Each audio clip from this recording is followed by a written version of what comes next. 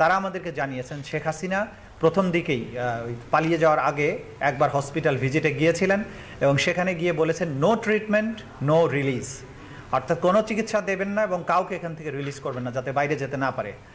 পতনের কিছুদিন আগে রাজধানীর পঙ্গু হাসপাতালে জুলাই গণ অভ্যুত্থানে আহতদের দেখতে গিয়ে চিকিৎসক ও সংশ্লিষ্ট হাসপাতাল কর্তৃপক্ষকে নো ট্রিটমেন্ট নো রিলিজ নির্দেশ দিয়েছিলেন সাবেক প্রধানমন্ত্রী শেখ হাসিনা। এর প্রমাণ প্রসিকিউশনের হাতে এসেছে বলে জানিয়েছেন আন্তর্জাতিক অপরাধ ট্রাইব্যুনালের চিফ প্রসিকিউটর মোহাম্মদ তাজুল ইসলাম। রোববার 23 ফেব্রুয়ারি আদালতে পূর্ব নির্ধারিত বিষয়ে শুনানি শেষে ট্রাইব্যুনালের প্রসিকিউশন অফিসের সম্মেলন কক্ষে এক প্রেস ব্রিফিংয়ে একথা জানান তিনি।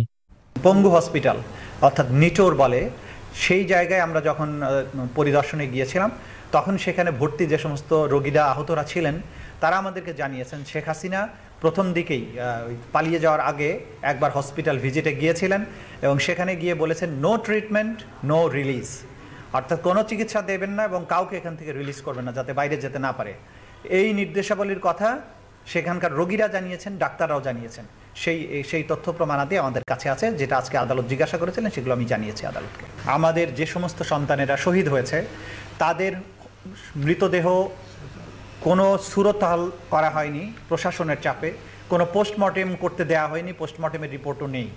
ইভেন যারা গুলিবিদ্ধ অবস্থা সার্টিফিকেটে যে গুলিতে মারা গেছে এই কথাটাও লিখতে তারা অনেক সময় লিখেনি এবং তারা বাধ্য করেছে যাতে অন্য কোনো কারণ লেখা হয়।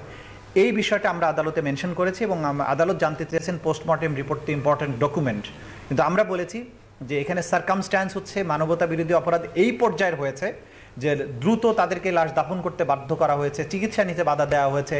সেই জায়গায় পোস্টমর্টেম রিপোর্ট পাওয়াটা স্বাভাবিক বিষয় নয় এবং পোস্টমর্টেম রিপোর্ট যে নাই এটাও মানবতা বিরোধী অপরাধের একটা অন্যতম জাজল্যমান প্রমাণ, যেটা মানবতা বিরোধী অপরাধ হিসাবে এই বাংলাদেশে সংগঠিত হয়েছে। ডেস্ক রিপোর্ট, আধুনিক কাগজ।